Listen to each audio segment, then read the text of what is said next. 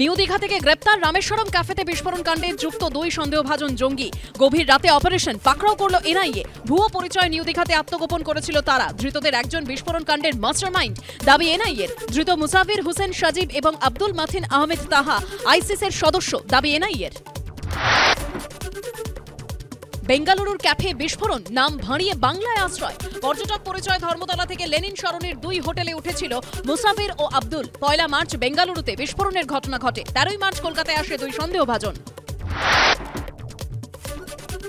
তথ্য আসার 2 ঘন্টার মধ্যে অপারেশন জাতীয় তদন্তকারী সংস্থার সঙ্গে যৌথ অভিযান চালায় পুলিশ, জানালেন পূর্ব মেদিনীপুরের এসপি সৌম্যদীপ ভট্টাচার্য।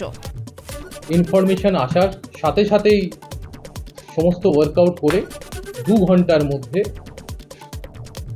যে রামেশ্বরম ব্লাস্ট কেস আছে তার 2 জন অভিযুক্তকে গ্রেপ্তার করা হয়।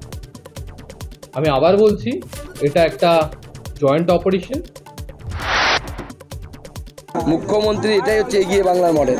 মুখ্যমন্ত্রী চায় যে সন্ত্রাসবাদীদের, আতঙ্কবাদীদের এটা যেন এপিসেন্টার হয়, অর্থাৎ এটা যেন সন্ত্রাসবাদীদের কেন্দ্র হয়ে ওঠে এই বাংলা। মুখ্যমন্ত্রী এটা চাইছেন। 2 ঘন্টায় বাংলায় লুকিয়ে ছিল, 2 ঘন্টার মধ্যে আমরা ধরে দিয়েছি আমাদের পুলিশ। আর সেখানে বলছে বাংলা সেফ নয়, তোর দিল্লি সেফ, তোর উত্তরপ্রদেশ সেফ, তোর রাজস্থান সেফ, তোর গুজরাট সেফ, তোর বিহার সেফ।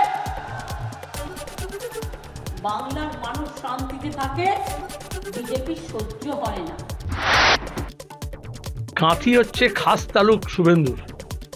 শুভেন্দু হচ্ছে মমতার খাস সেনাপতি হয়ে কিষেনজিকে নিয়ে এসেছিল সিপিএমের লাশ ফেলার জন্য। কিন্তু এখানে কোনো তফাৎ নেই বিজেপি আর তৃণমূলের।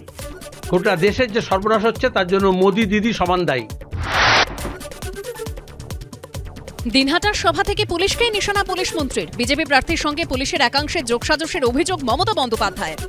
ইনফরমেশন রাখি বলেই বলছি, বোঝাপড়া কিসের বোঝাপড়া?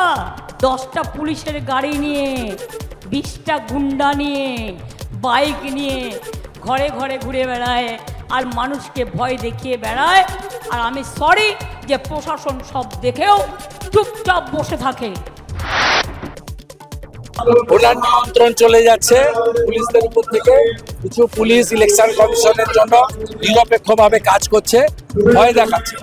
উনি বুঝেছেন পুলিশকে ক্যাডারে না পরিণত করলে জেতা যাবে, এটা থ্রেট। এসএসসি নিয়োগ দুর্নীতি মামলায় শান্তিপ্রসাদ সিনহা প্রসন্ন রায়ের 230 কোটি 60 লক্ষ টাকা সম্পত্তি বাজেয়াপ্ত করল ইডি। প্রসন্ন 30 বিঘা জমির হদিশ, এসপি সিনহার জমি বেনামি ফ্ল্যাটও বাজেয়াপ্ত। মথুরাপুরে তৃণমূল প্রার্থীর বিরুদ্ধে এফআইআর করতে চাইলে ফিরিয়ে দেওয়ার অভিযোগ। পুলিশের ভূমিকায় ক্ষুব্ধ আদালত ওসিকে শোকজ, 15 দিনের মধ্যে বক্তব্য জানানোর নির্দেশ।